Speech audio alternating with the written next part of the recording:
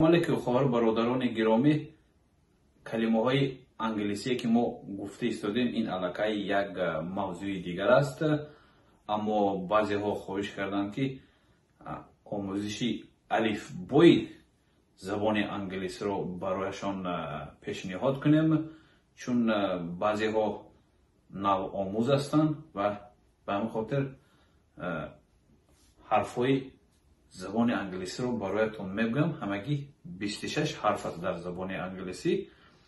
من برای 3 قسم تقسیم میکنم. یک قسمش رو میگم، حتما به اکران نگاه میکنیم، بعدا نوشته میگیریم، از خود میکنیم.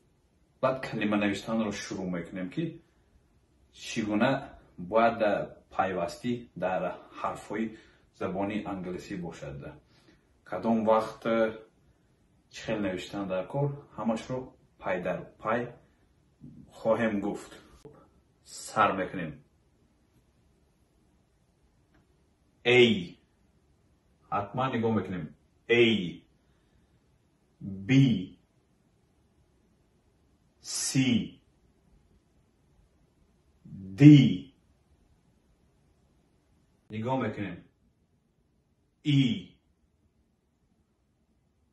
F، G، H، I. نویسنگیرین تکرار کنین شب، روز، سحر، که وقتتان خالی شد میتونید که حتی کارت که مایده کنید در دفترچه‌تان یا یگان چی نویسید، کاغذ در کیستون مونید. هر باری که بیکار شد میتونید بگیرید تکرار کنید. تکرار تکرار تکرار، حتما تکرار میکنید.